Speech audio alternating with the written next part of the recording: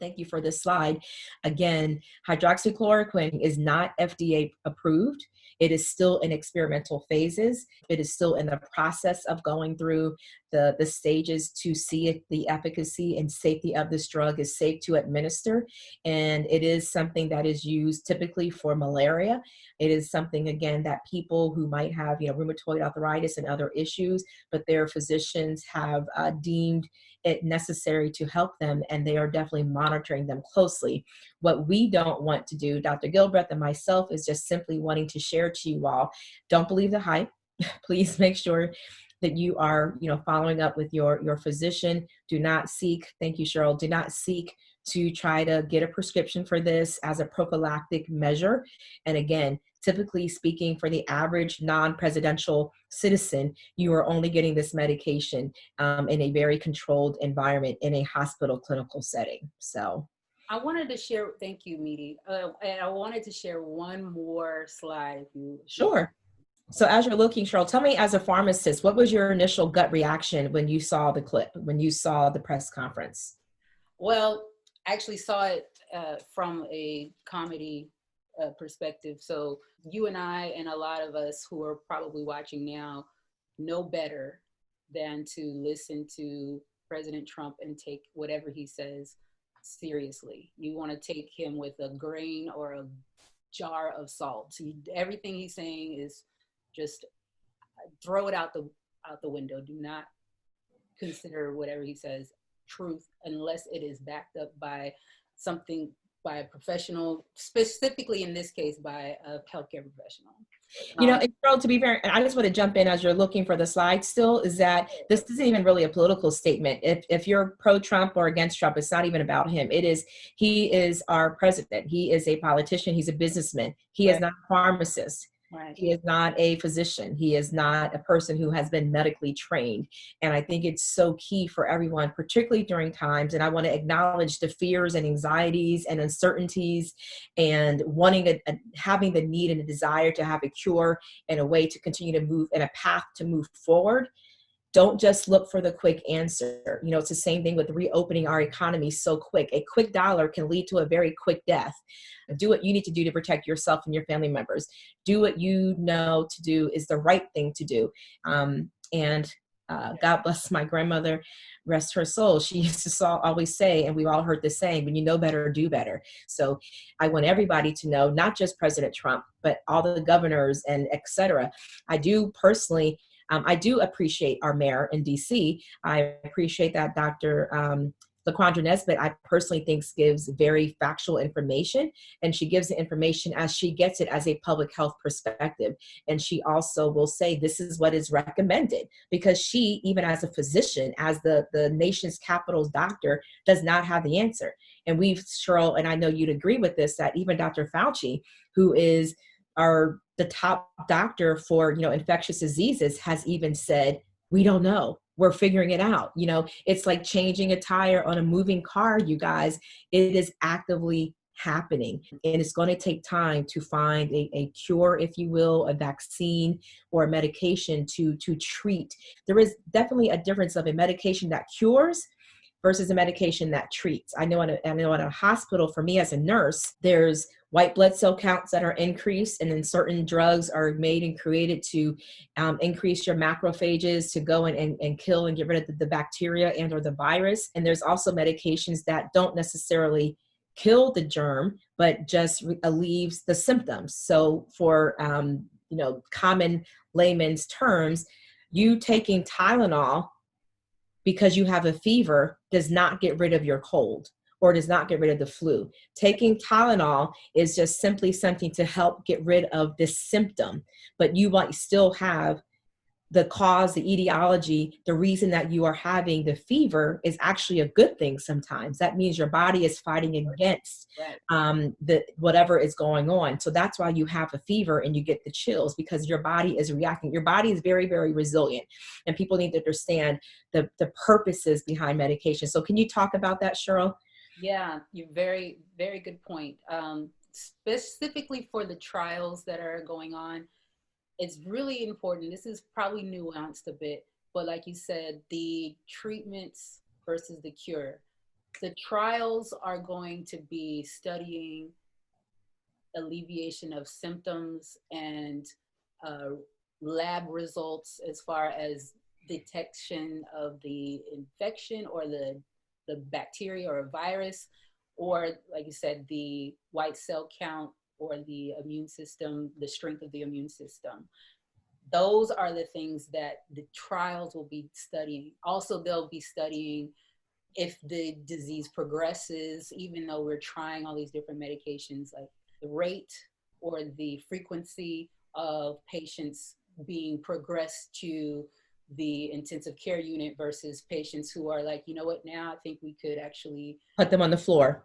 yeah, exactly, take you, let you go out and be discharged. But again, it's not necessarily a cure. It's just showing, hey, this drug can help alleviate the symptoms and Yeah. And reduce. I want people to know too, there are many people who are positive patients who are being discharged from hospitals every day.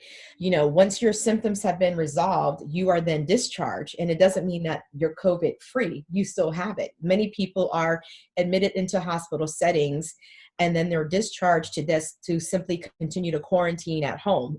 So Yes, it's important to, you know, understand that as well. Even again, hydroxychloroquine is not a cure. It is treating the symptoms of what happens from COVID-19. There's a question that says people are getting their scripts from their physicians, and now there's a lower supply for patients who actually need these medications. But just a hypothetical name drop from 45 is dangerous to citizens. And unfortunately, it is true. You might have some physicians who, for whatever reason, are, you know, I guess risking their license, if you will, writing these prescriptions for folks. And so the people who might really do need it for their intended purposes now don't have access to it. oh my gosh, there's so many layers to that statement. I would recommend taking a watch if you're a binge watcher like I am and you have nothing else to do while you're staying quarantined at home. Check Netflix. There's a series called a docu-series called The Pharmacist, and it's Oh, actually about he uncovered several physicians who were writing prescriptions for opioid or opiate drugs and causing opioid addictions. And I brought that up because what the commenter just mentioned is because of the name drop, oh, I need hydroxychloroquine, let me call my doctor. There are doctors that are probably writing prescriptions without actually examining the patient or even reviewing the health. or probably even knowing them, just a person with the FDA license. Yes, exactly. DEA license. I Yeah. mean, FDA license. Thank you. Yeah. Mhm. So there's that. And then the other point you mentioned earlier is when you're discharging patients because their symptoms have been alleviated. Now they are technically asymptomatic. On the reverse side, there are patients or people walking around who have not even yet been tested, and they could actually be infected but are asymptomatic. We don't know exactly the progression of the disease enough to Because we're still studying it. right, right. So and then the reason why I bring this up is the other drug, the injectable IV drug remdesivir, is not even an FDA approved drug. First of all, it's not even out on the market. It is purely investigational. You cannot call your physician and ask for a prescription for that. So thank goodness that at least it's as controlled as it possibly could be here in the States. That drug, that injection was used to treat Ebola back in 2015. And the difference, however, with Ebola was the symptoms. Once the patient was infected, they were immediately symptomatic, and the risk of death was immediate. Like you can be So the symptomatic. risk didn't outweigh the benefits. Yeah. Right, right. So the patient could be symptomatic on Monday, and then if they didn't get treated, they could die within days. The Wow. difference with COVID, they can be infected, be asymptomatic for however long, never get tested until they become symptomatic, right? And then once they're finally admitted into the hospital, who knows how long, you Mhm. know? And then again, we're still testing all these medications. There is no cure.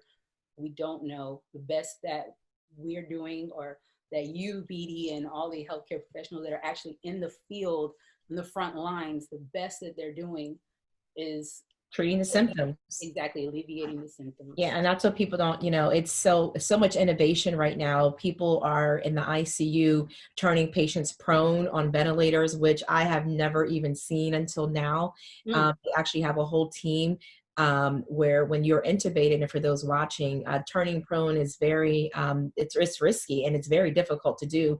You have a breathing tube that is in your throat. You want to make sure it's in the appropriate place. You have to have an anesthesiologist who obviously does that.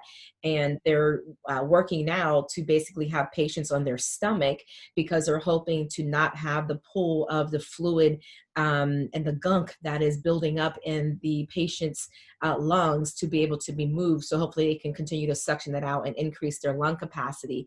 Again, because the air exchange, for those of you who haven't heard, the reason why COVID is so deadly is because when you take a nice deep breath in, you're expanding your lungs, and the lungs actually, the air exchange, the oxygen exchange rather, happens at the alveoli. And so the alveoli is, you go into your lungs, and you have these branches, and you have 5 different lobes within your lungs. And that is where you're actually getting the oxygen exchange in your alveoli, and they're little tiny air sacs. So just think about holding up a branch of grapes, and you have that main branch, and you have all the little circular grapes, and imagine those grapes. That's where the air exchange is happening. However, with COVID, you are now having a buildup of fluid and different things that are happening there. Therefore, when it's filled with the fluid, you're not going to be able to get the oxygen exchange that happens. And so when you don't have the oxygen exchange, then obviously you have impending death. And so what they're trying to do is something that we in the hospitals call, pulmonary toileting, where you are continuing to exercise, you're coughing, deep breathing, you're doing chest CPT, chest percussions, where you're beating on the back of the chest to kind of alleviate the phlegm and the buildup that might be there. And so in doing so, they are now found a very innovative way that they are turning patients onto their stomach while they're still intubated to help with that mobility within their lungs, and hopefully increase the motility of oxygen exchange in their lungs. And so again, I think you just really clarifying for us that hydroxychloroquine is not a cure. It is still managing symptoms. And again, you are not able to just randomly go and pick this off the counter, and you have to have a prescription for it. And it also is impacting those other individuals who need it. Well, what are your thoughts? Cheryl, you're the pharmacist. What are your thoughts about just randomly taking antibiotics prophylactically? What are the impact does that have on one's health? Well, actually, that's a very good point. When you take enough of an antibiotic and you're not infected, it can cause tolerance in your body. So eventually, when you do become infected, the medication that you've been taking doesn't work anymore, because your body has just gotten so used to taking it. Sort of like when you're with alcohol, you drink socially, 1 or 2 glasses of wine will immediately knock you out. But when you become a regular drinker and you keep drinking and drinking, you increase that tolerance. You need to increase the amount of alcohol or the number of glasses just to get that initial effect that you used to have in the beginning. So flip that back to antibiotics. Your body, I mean, it's like the opposite of addiction, quite frankly. yeah.